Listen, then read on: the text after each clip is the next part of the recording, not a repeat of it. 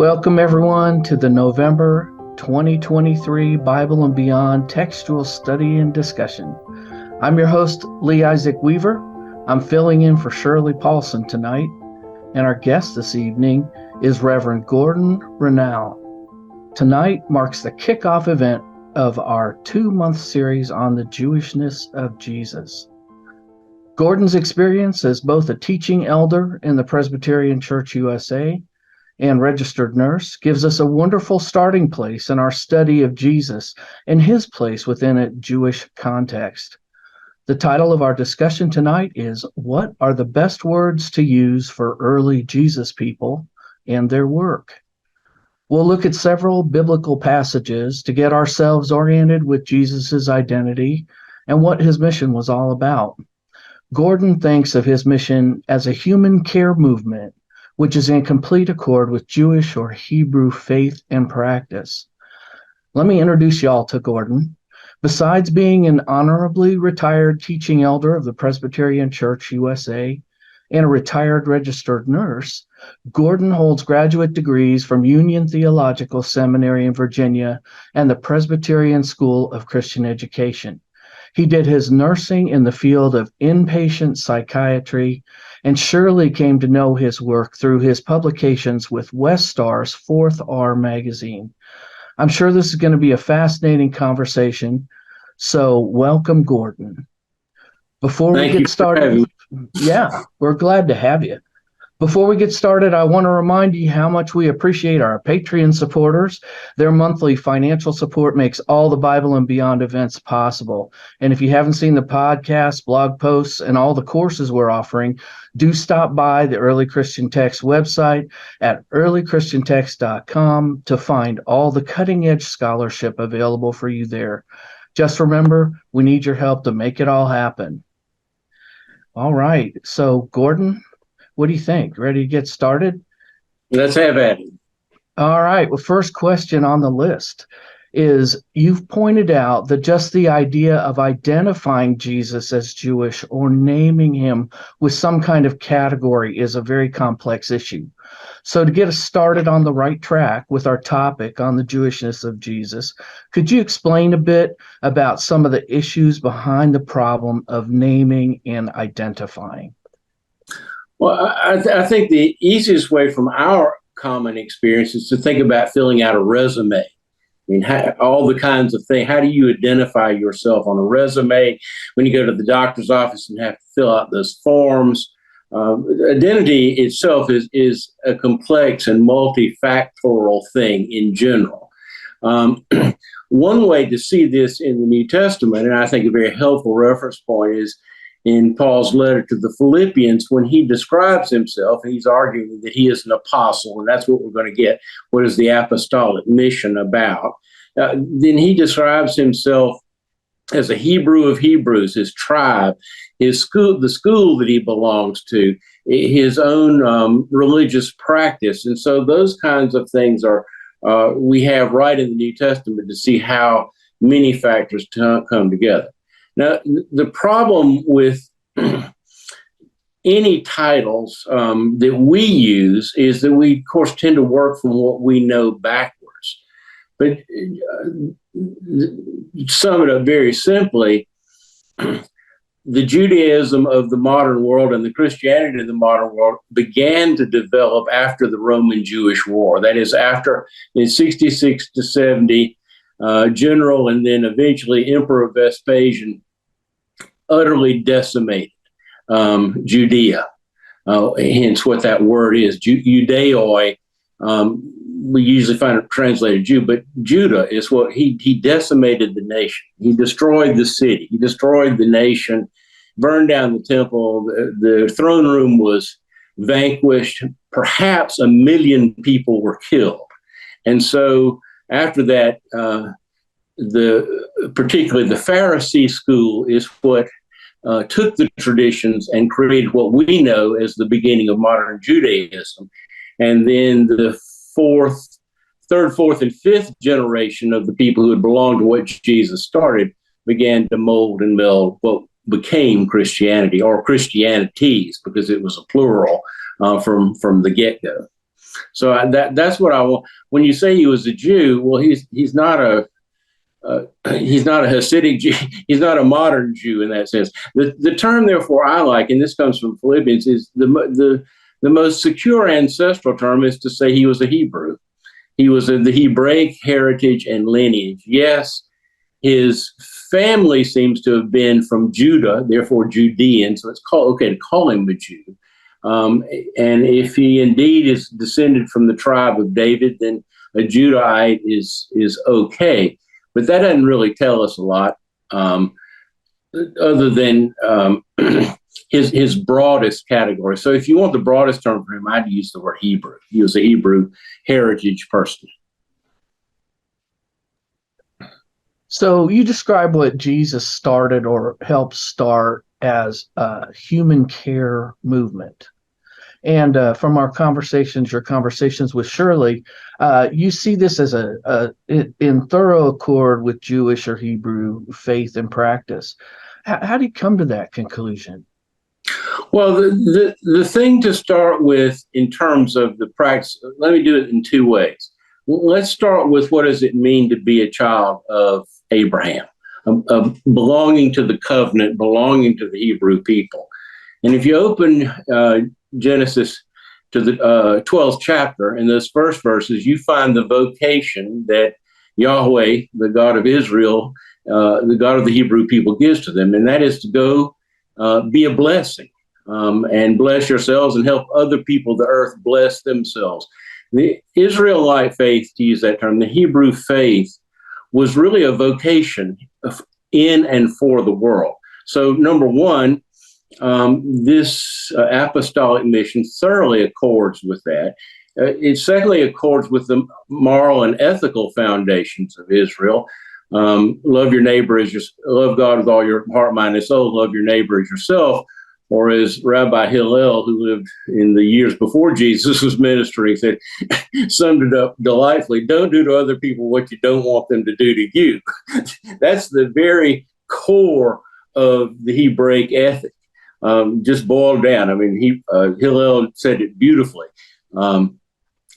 Jesus is said to have turned it around: do unto others as you would have them do unto you. But I always sort of like Hillel's version of it even better. And then the third piece is to look in the 29th chapter of Jeremiah. Jeremiah gives to the vanquished people who have been carted off by the Babylonians to the city of Babylon. He gives them a mission which is all about home and family life, not simply for survival, but to seek the welfare. The quote unquote is to seek the welfare of the city where you find yourself, and in their welfare you will find your welfare. So those are three big markers, or fundamentally Hebraic or Jewish markers. And so that takes us to the apostolic mission. The New Testament, as we have it, the one approved by the church, has two different descriptions of an apostolic mission. And the question you have to ask yourself is one before the other, or were they side by side? Is one before the other? And just how are you going to make sense of that? I think the apostolic mission given at the famous one that is really all about the birth of Christianity is given at the end of Matthew's gospel. It's called the Great Commission. All authority in heaven and on earth has been given to me, and therefore baptize in the name of the Father and the Son and the Holy Spirit, and teach them to observe all I will command you, and lo, I am with you to the close of the age. That is a fairly accurate quote of the Great Commission that closes. But in Luke's gospel, again, in the extant version we have, what we find in the 10th chapter is the word apostle just simply means sent ones. Let's just use the non-technical term. The envoy movement of the Great Commission is to 11 men, and they are to baptize and to teach. That is the description of, if you look at an organization, fundamentally an educational organization that you baptize and teach. You induct and then you instruct, right? But if you look in the 7th chapter, the 10th chapter of Luke's gospel, you find that Jesus, and of course that Great Commission is after Jesus is risen from the dead. That's the way he doesn't give it. Those apostles are not made apostles until after Jesus has not only died, descended into hell, risen again, and given the authority, as we say in the Creed, sitteth at the right hand of God. That's when the apostolic mission begins, according to Matthew. Not in Luke. In Luke's gospel, envoys are sent out 2 by 2, 70 or 72 of them, and it is to do the following. Speak shalom. We translate that peace, but that's speak well-being, speak wholeness, and seek it. In other words, and when you find that in some household, eat what is set before you, share the wellness, eat what is set before you, cure or heal the ill, and then spend the night, and then tomorrow leave and say, God's reign, the kingdom of God's power has come near you. Those are, now, which is first and which is historical? I think the Luke version for a whole lot of complicated textual regions is actually where we begin if we want to start to understand what Jesus and his friends did. That's not an educational movement. It's a care movement. And so that's where I start. Very nice. What kind of people was Jesus looking for to implement his plan and his organization, if you will? What kind of people was he looking to attract? Well, the text says he sent them out in pairs. Okay, so it's couples going to do this. Now, when I read that and read the instructions, and couples are supposed to go to homes, right? And they're not supposed to go packing. They're not taking extra shoes. They're not taking a walking stick. They're not taking a knapsack. They're not taking food for the journey. They are going. Stand back from that. In other words, they're going for a visit. They're going to a town for a visit. That's not going to raise anybody's hackles, right? It's not going to raise anybody's hackles just going to it. There's nothing odd about that. And so if you ask, I think most of them were husbands and wives, right? So we're talking women and men. Most of them probably married, maybe not all of them, and maybe 2 guys sometimes, 2 women sometimes. We don't. Sadly, after the war, so much was left to the side. We know so little about the names of the people involved. It's just very few, but there are little glimmers of it. Yeah. By the war, explain the Roman-Jewish war, and so Jesus was doing this. Round figures say when Pilate got to 26 to 30, somewhere in that. That's when he was alive. And in my view, this was going on. That was the genesis of it. He got killed. It didn't stop. It kept on going on. And the leadership of it, according to all the sources, was that Jesus' brother took over. His brother James became leader per se. But I don't want to go over this. I just want to let me overdo this. But I want to say this is not a leader-follower program. This is not an educational program. It's couples sent out to houses to share well-being. And it's a very loosey-goosey kind of approach, in other words, right? It's not about go tell people about me. It's not a Jesus movement at all. It's not it's not per se a redemption movement as it would later come to be cast. It's a care movement.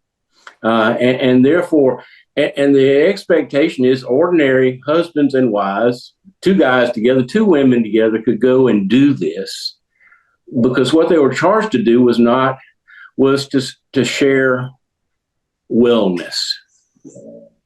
So share wellness, and you said share well-being before. Is that like healing? Is that like making sure they have, material things they need, or? Well, I think the outset of this, right? What we see at the very outset is a response, not a reaction to, but a response to. Let me see if I can do this very quickly. In Jesus' day, there were four major schools of Jewish thought, or Hebrew thought, and Hebrew people, and Hebrew tradition people from the beginning till this very day love to argue, right? It's always been a rich diversity, but there are Pharisees, Sadducees, um, Essenes were the official party, and then the fourth philosophy, which later became called Zealots. Those were actually four official schools, just like Harvard, Yale, Cornell, and et cetera, et cetera, et cetera. Those are the big schools of thought. Jesus didn't belong to any of them, right? I mean, he didn't identify as being a school person at all. So that's one issue. In terms of sharing wellness, again, I would direct everyone to that 29th chapter of Jeremiah to talk about building up a strong household. And therefore, what we're talking about in terms of healing is social healing, healthy spaces. You might say starting a network sanctuary movement to sum it up. Safe spaces where people share love, joy, peace, and therefore, yes, then material things, and then it goes on from there. We'll talk about it a little bit more in the terms of the development of it, because we see the development actually in Paul's writings. But at first, it was just trying to form a network of people in a very hostile and dangerous time, and in a time where Hebrew tradition people were spread from Babylon to the Atlantic Ocean in the first place, right? It was an international people already. And the glue holding them together was under the threat of Roman power in the West and Parthian power in the East. It could all come apart so easily. And so building a safe space network, clearly identified as we're being a blessing like Abraham told us to be. We're loving God and loving our neighbors as ourselves. We're trying not to do to others what they don't want us to do to them. That's really the core of it. So I'm not trying to, this is not a first century psychiatric movement. It's a first century caretaking movement. That's the reason I keep returning to that word. And is that healing? Oh, yes, it is. Yes. I think this whole idea of like a social network of safe spaces is so fascinating. I don't know that I've thought of anything in terms of that before. And boy, couldn't we use something like that now? Oh, yeah. And I see. I don't know. I'm a historian, and by historian standards, I'm a minimalist. I want to see evidence. People have lots of opinions and lots of beliefs. Fine, good for you. I mean, but when I do the work of history, I actually want to see what are you offering as actual evidence, and there's not much. But and so some historians say there's not enough to talk about. Jesus may be real, it may be mythic. Those early days are just unknowable. That's one historical possibility. On the maximal side is the Bible tells us everything, and it all fits together and is a beautiful picture of facts. And it boils down to Acts really tells the story of the early church. I don't think that's true. I think the truth lies in the middle. And the middle, to me, the way you begin to get at it again is to look at what are people asked to go and do. I come to your house and give you a missional vocation. And that missional vocation is not to talk about Gordon, right? It's not talking about Jesus at all, right? He's not, go tell people about me. Go tell people my philosophy. No, it's go take care of people. So good. I just love that. Going back to Jesus's own vision for this mission, right? You've previously referred to his mastery of wisdom language. What do you mean by, his mastery of wisdom language? What do you mean by wisdom language? And how did that all fit with his plan?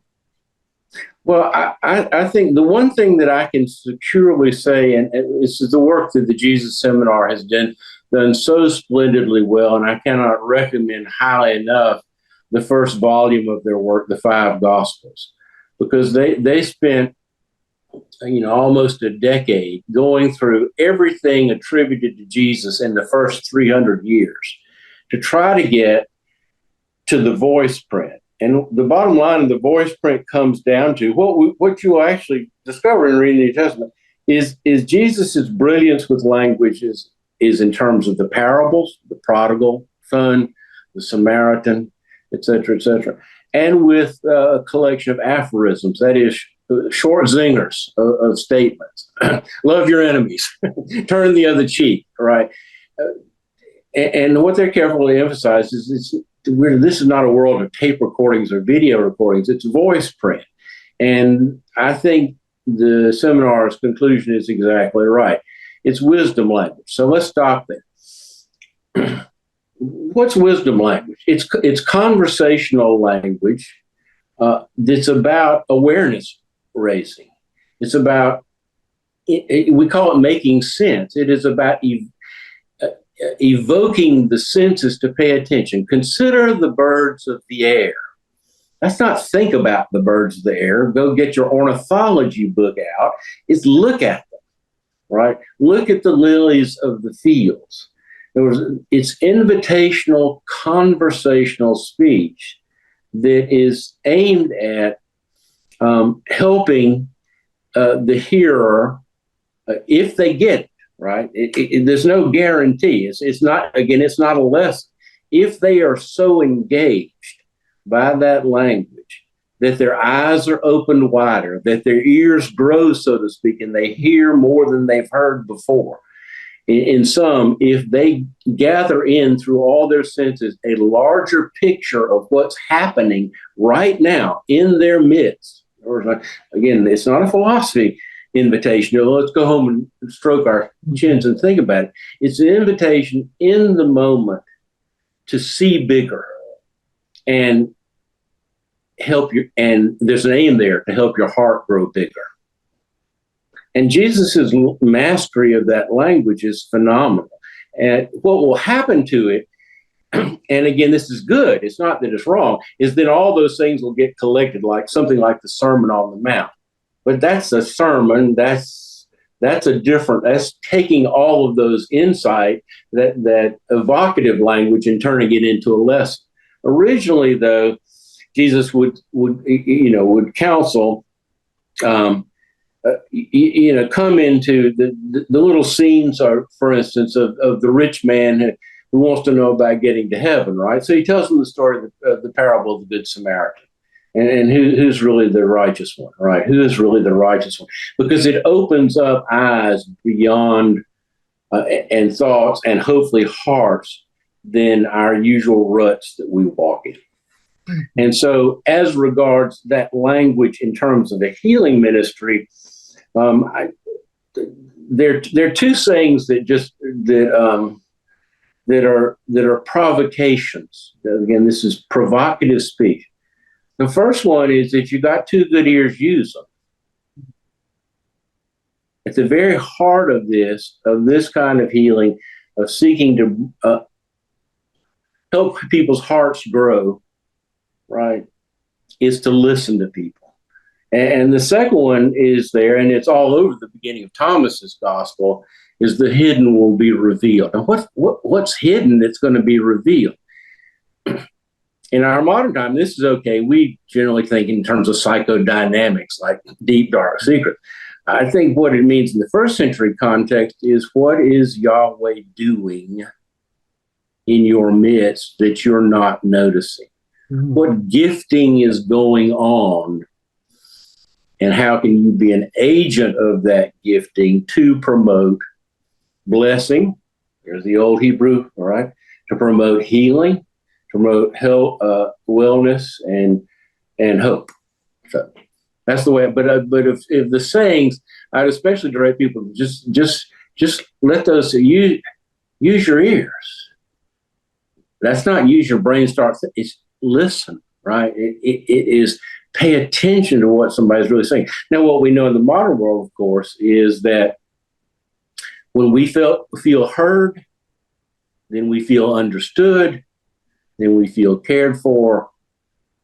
We'd analyze that through modern psychological tools, but it's the old human truth. Listen. Well, so here's what I'm wondering now. All we hear about is how provocative this ministry of the early Jesus people were. I mean, people were really coming down on them. What you're describing, though, is seems kind of non-threatening and cool. I mean, who's getting upset about this activity and why? Well, I came up with a funny about this. I don't know if this is helpful or not. If you in your lovely room that you're in there right tonight, come up with a pill, and we use the modern form, right? A pill called Well-All. Who's going to be mad at you? Pharmaceutical industry, the healthcare industry, the medical industrial complex, and the federal government, because actually we spend more money on health and well-being than we do even on the military in terms of that. All of a sudden, you have somebody, just say the words free healthcare. Okay? In other words, that's one issue. Number two, that's in terms of so the temple was supposed to be in charge of that. And the stories we tell, they come checking up on this guy. And it frustrates the fool out of them that people are getting well and are finding joy in this. and they want to plot to get rid of him. That's not surprising. So that's the inside. That's the official establishment. The Romans don't like, the government doesn't like any unsanctioned. When Jesus, we don't know exactly what year Jesus was born, but in the Romans, after Herod the Great died, came into the town just 3.5 miles from where Jesus grew up and flattened it because they saw there were rebels there. So the question is, if this is growing in popularity and causing a lot of happiness, that can't be right. So it's a very dangerous thing. And the last one, and this will be an extreme example. Where is a place that needs wellness and healing tonight? Gaza City. Yeah. Is it safe to go there and be an agent of wellness in Gaza City tonight? The Hamas isn't going to trust you. Israel is not going to trust you. The United States is not going to trust you. But these are people going into that, people who go into that kind of danger to provide that kind of care. Oh, you bet it's dangerous to do that in this world. Yeah. Very good. That puts it really clearly. I appreciate that. Initially you were talking about, and before everybody came on, you were talking about how complex this whole thing is, this whole idea of Jewishness and us understanding in the past versus now in Christianity, the complexity of naming and giving titles. Christianity since has created some official titles with all kinds of theological weight and stuff like that. The Messiah, the Christ, the Son of God. And it looks like kind of a big shift away from your description of the whole original mission. So I don't know if you have any thoughts about that. Why do you think this change happened? Well, let me do it in 2 steps, right? So the initial, and while Jesus was around and for a while afterwards, was simply about networking. It was an apostolic mission. It was an envoy mission to connect homes, to be safe spaces, to be wellness spaces, right? What we find when we read Paul writing to Corinth 20 years later, and it's a great list. First apostles, then prophets, then teachers, and there's a whole list of things. There's a whole list of roles. That shows the expansion of the movement. And prophet, just put in the word preacher.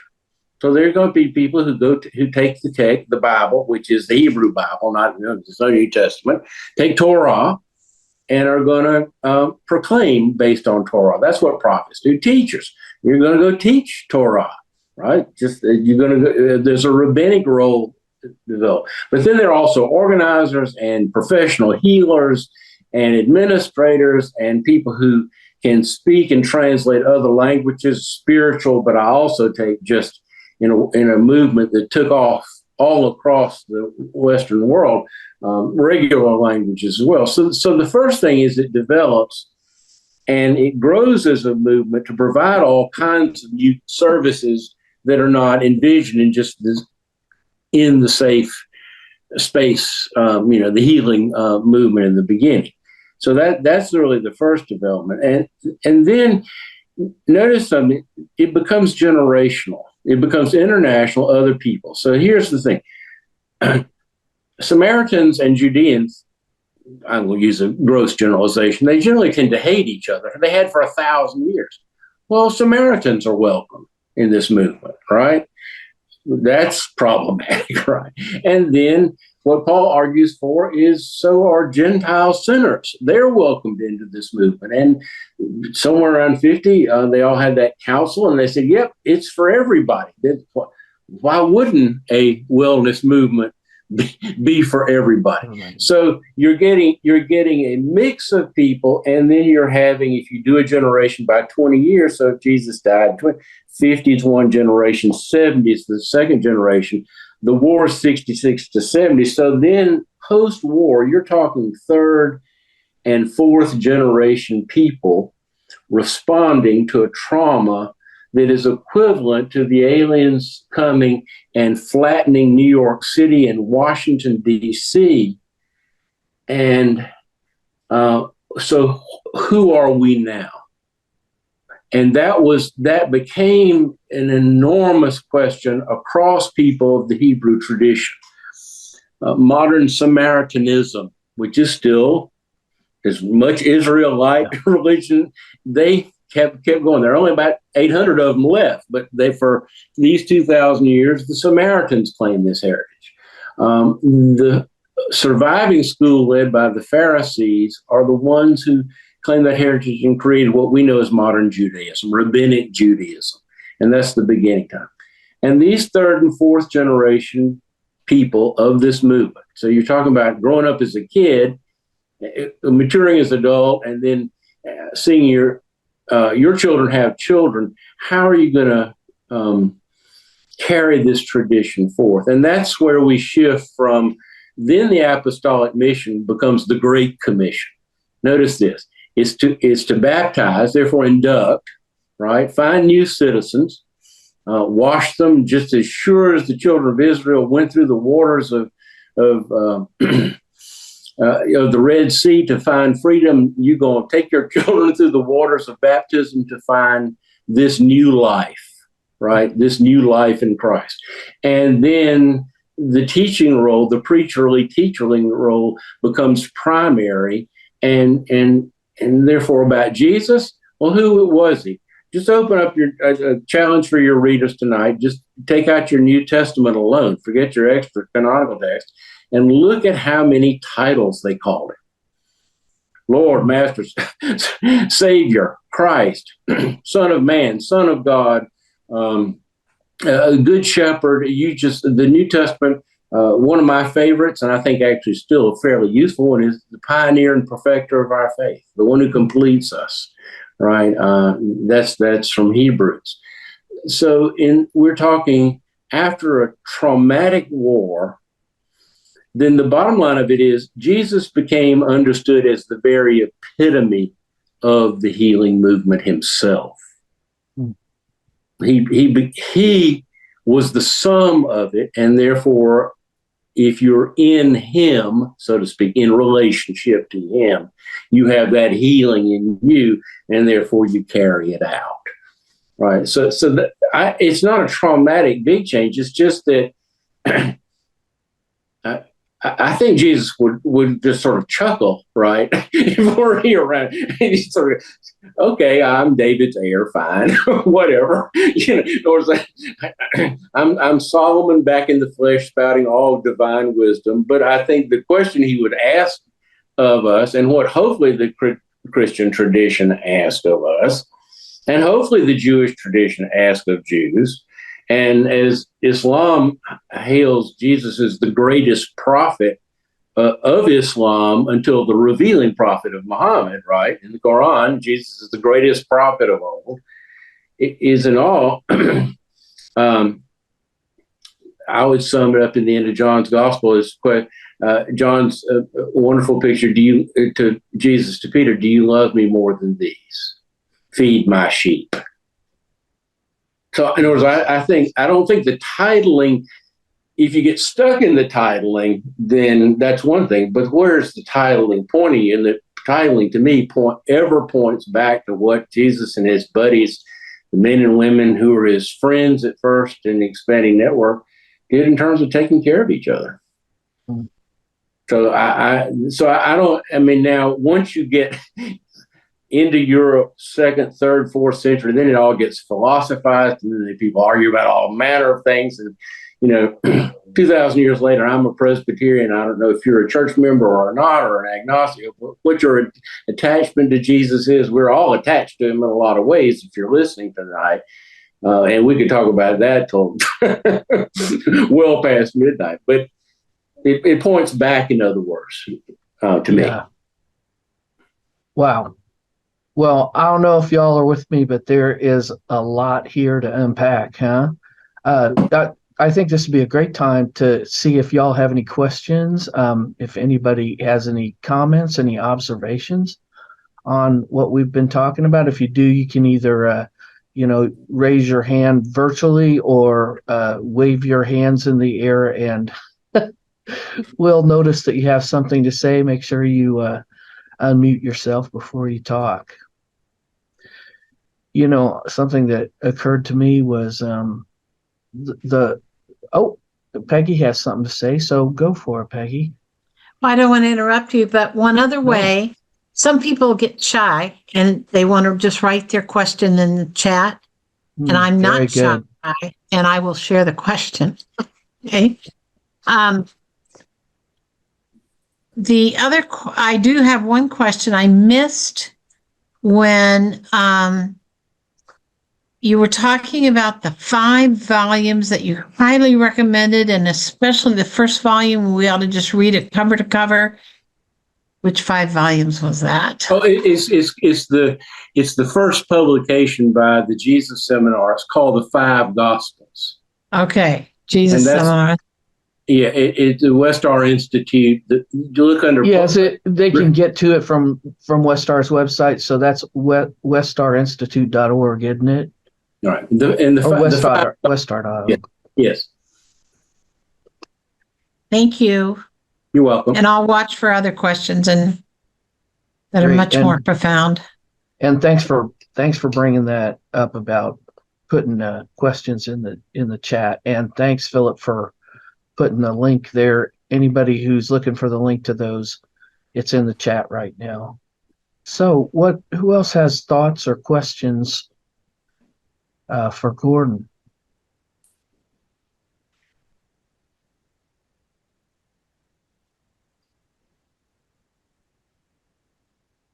Grace.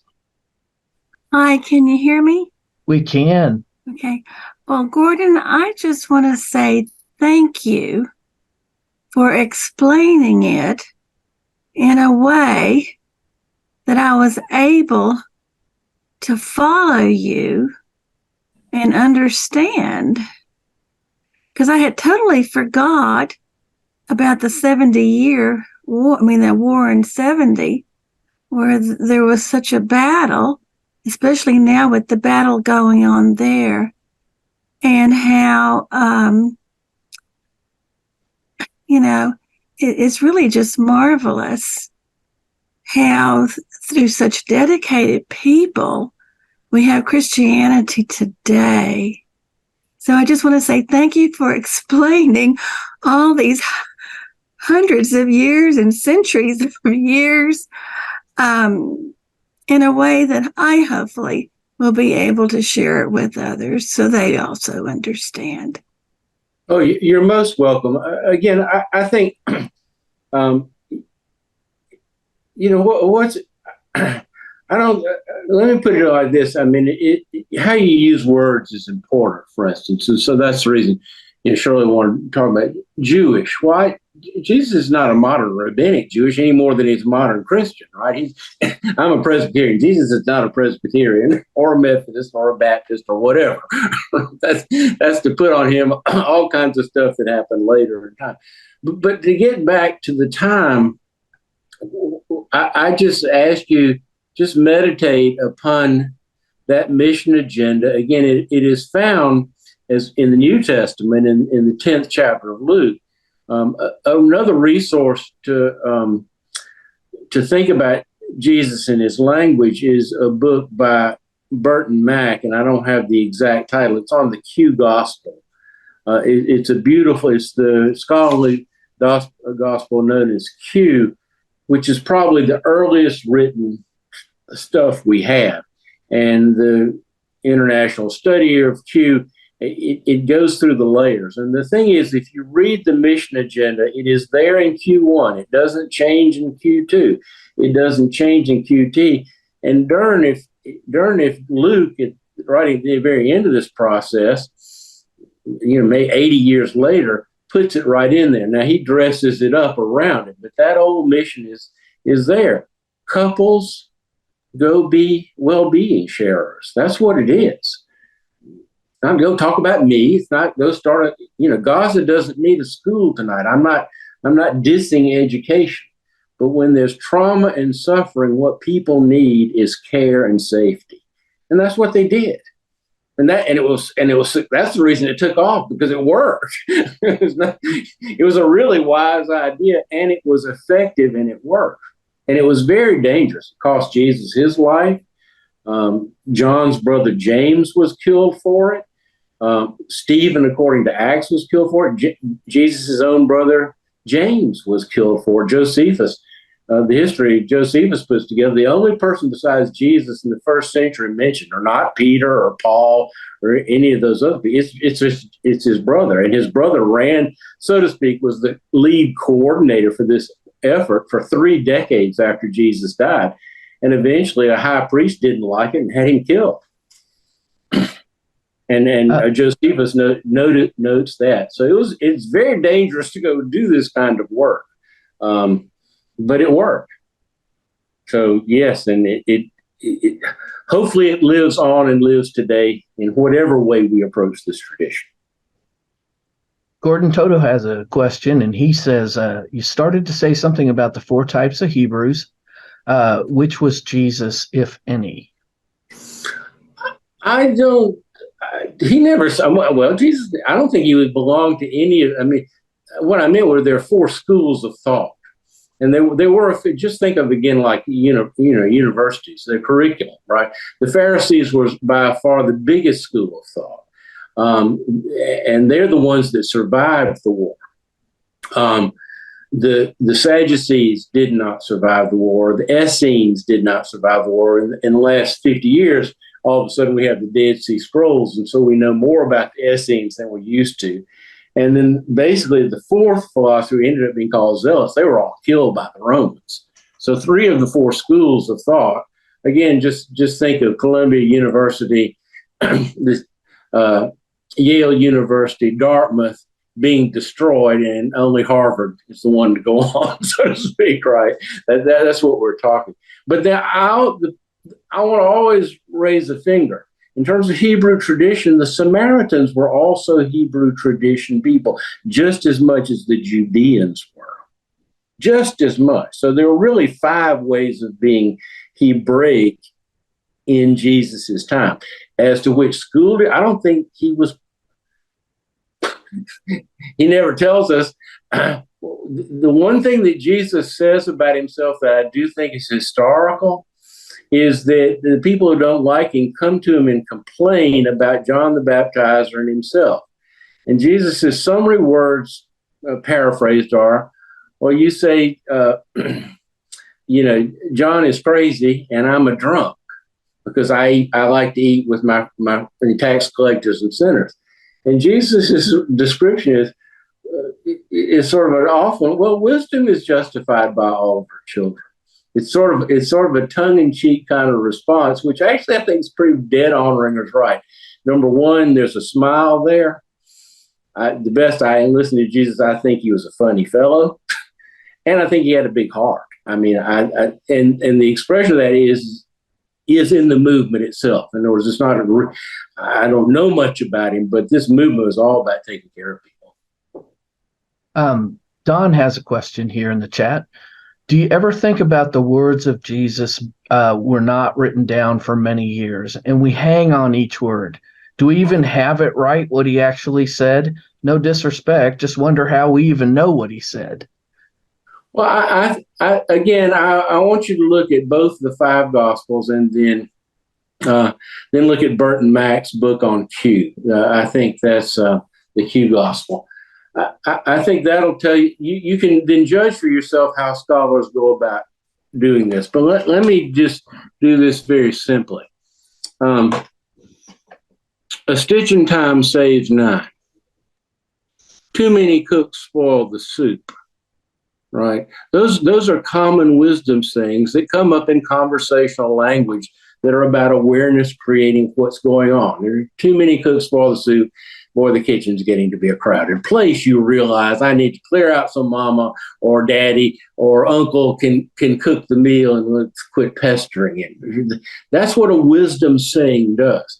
Those, number one, the stories of Jesus, Good Samaritan, parable of the prodigal son, one of my favorites, The Friend at Midnight. They're just too clever, and it's not precise wording. You have to get those come from a mind, an author, and also when you look at the collection of the single sayings, and you'll find this in the Q sermon, which gets developed, what will become a Sermon on the Plain.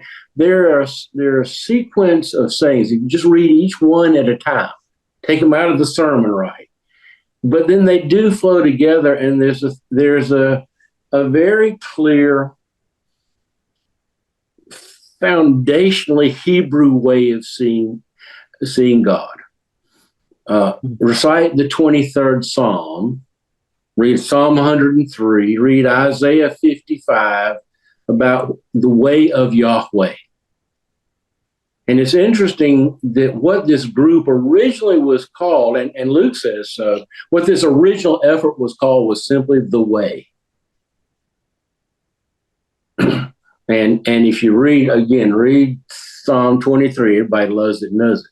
The Lord is my shepherd, I shall. That points to a Hebrew, what we call theological, I call Elohological, Yahwehological, because they didn't use Greek terms like we use. That's the way Yahweh is. And that's the way the mission accords with that, and the words accord with that. And that gives me some satisfaction that we can say we have a core of what Jesus actually said. Nice. Sarah, you've got your hand up. Make sure you unmute. There you Yes. You started to speak about Jesus' mission and John the Baptizer's mission. And I was already wanting to ask if you could talk more about a relationship or a contrast between those two ways of working, how they work together or not. Well, okay. I differ a little bit from current scholarship on John the Baptizer. The difference that people, and the reason I say that is because the difference seems to be noted in a lot of argumentation. Do they have a theological difference or an ideological difference? I don't know enough about either of them to go there. Okay, I just don't. I don't have enough. What I've got is Jesus' words, and what I've got a description of, and again, it's in Josephus, is of John's practice. The way I read John's practice, which is going out and going through the river to the other side and crossing back through, that's desert theater. It is a demonstration that the world, pardon my French, has gone to hell in a handbasket, and we need to start over, right? And so if those words in the Q gospel are accurate, then John's practice is to wake people up and to get them to start living like they were supposed to in the beginning as Israel in the first place. And that's a kind of desert theater. John himself was a hermit. He lived out in the wilderness, and his response to a world gone mad was to abandon it. But call people out. No, not everybody was going to do that. Call people out and start all over again. Jesus' approach is different in that he's going to homes. He likes to eat, drink, and be merry. He hangs out with all the wrong people, the tax collectors and sinners. What he's after is wellness in this mission, and whoever needs it. And particularly, if you're beaten, broken, abused, don't fit in, I mean, physically, but then don't fit in, are outcast, all of a sudden you start gathering with friends who just love you for who you are. That's a very different approach. Mm-hmm. So I'm for John's way was chuck it. Personally, go out and live in rags and live off the land, but invite people to go through the water and imagine a future where God is going to come intervene. But in the meantime, live like he's already intervening. Now, Jesus' way is go to homes and share meals and bring a big heart and wisdom arousing words to wake up day in and day out to be an agent of blessing. Does that help? I think that's very helpful. Yes, it does help a lot. Here's a question from the chat from Clifford. Thanks, Gordon. If well-being was fundamental, why was Jesus given such a hard time? Well, again, he's not doing it through. He's not an agent of the sanctioned powers that be. Number one, he whether you're a Pharisee, a Sadducee, a scribe, whatever. Do you need wellness? And that's a very dangerous thing to do. And I mean that upsets people. Again, let's just leave Jesus. I invite people to look up on the web because it's nice in there. It's a very short section in this Josephus on Jesus's brother James. It's a splendid a short paragraph that James, after running this for 30 years, ran afoul of the new high priest. The new high priest thought he was being a lawbreaker. The new high priest convened the Sanhedrin of judges, the 70 judges, and condemned James to be stoned, and some others. I wish we knew their names. Stoned them to death for doing this. And the interesting thing that Josephus notes is that most of the people in the nation by that time were so upset with that. In other words, not only the people getting the care, but even the well-to-do people were so upset with what that high priest had done. They complained to the government, and the high priest was thrown out of his job. In other words, that tells you of a very successful movement, and one that people with good heart, well-to-do, were all for. They were all in favor of. But in terms of the powers that be, I'm not surprised a lot of these people got killed, any more than I would be surprised that if, again, you go into a dangerous situation in this world where the powers don't care anything about you, they'll just wipe you off. They crucified Jesus when one of the torture forms, thinking they could stop it, right? Get rid of the guy who's everybody's talking about sending them out, and everybody will get too scared. It didn't work. And why didn't it work? Because that network was resilient.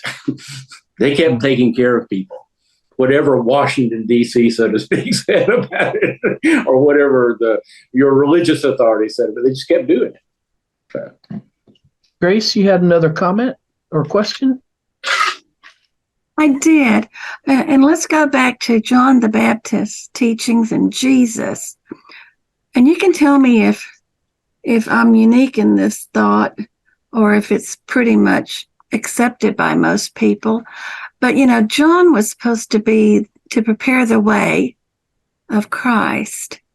And I thought that the Jews at that time, in order to take care of the sins, they had to kill birds, they had to kill all these bloody things to get rid of their sins. And then John was saying, well, there's another way to do it. For one thing, repent of it.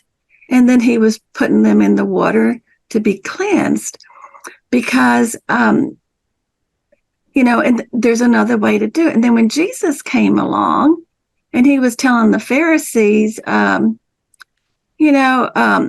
Pharisees were saying, well, only God can forgive sins. And then Christ said, the Son of Man or the Christ can do it too. So I kind of saw how like one helped the other get the people ready for seeing this new way of departing from a more characterless way of life to one that was more godlike. And because, that in itself was a radical change, I thought. So at any rate, that's what I always thought happened or believe what was occurring. And that.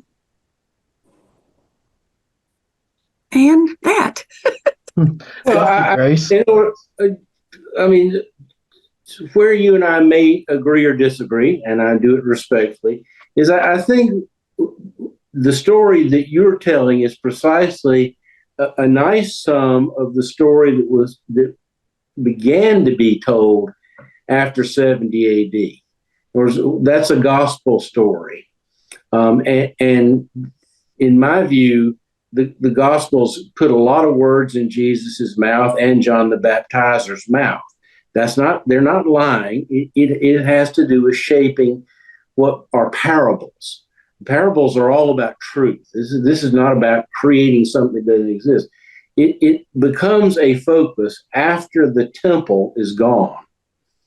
One of the big questions that happens after the temple is gone, and there is no priesthood, is how do you deal with the forgiveness? And the Day of Atonement, Yom Kippur. Look on your calendar. The Day of Atonement, and read your Torah in terms of the scapegoat and the practices. Most sacrifices are not about forgiveness of sins. They're about celebrating being a people. They're about celebrating. A sacrifice, in the simple terms, is a barbecue. You're having a big party. You're not destroying animals to destroy them or to put off on animals what belongs to us. That's a very tight little section in there in terms of the scapegoat tradition, sending them out in the wilderness. Sacrifices are about celebration, and the temple is the place you do them. And yes, one of the things the temple does is has an annual Day of Atonement for sins. And after the war, the way the third and fourth generations, one of the big aspects of what they started talking about was Jesus as the sum of God's forgiveness for the world. And that's a hallmark epitome of what Christianity is all about in whatever form you are. Jesus, please forgive me. You're the Savior of my soul, the Savior of the world, etc., etc. That way of talking and thinking, in my understanding, is something that the historical man Jesus wasn't much. That's not what it was about. In the beginning, it was about day in, day out safety, food in the bellies, keeping safe space and safe people, and that's what Jesus and his friends. It wasn't a Jesus movement at all. They called it the way of Yahweh, the way of healing in the world, and that's what stands behind what later developed in what you're talking about. Well, that's how. Gordon, you've given us so much to think about and really great information. I think that's all we have time for now, but I do want to definitely thank you for all this. I think this will give us something to chew on for the next month till the next discussion comes up. So thank you. It has been delightful. Thank you. Excellent. So here's my little ending spiel here, everyone. This was the November 2023 Bible and Beyond discussion on the topic of finding the best words to use for early Jesus people in their work and other wide-ranging insight. Our guest this evening has been Reverend Gordon Raynal. Once a month from 8 to 9 Eastern Time on Monday nights, generally the 4th of the month, we provide a discussion of one or more of the early Christian texts. Some of our knowledgeable scholars lead these sessions, sharing a well-framed overview of these early texts and allowing participants time to ask questions and share their insights. I expect you know we rely on your regular donations to be able to produce these textual studies.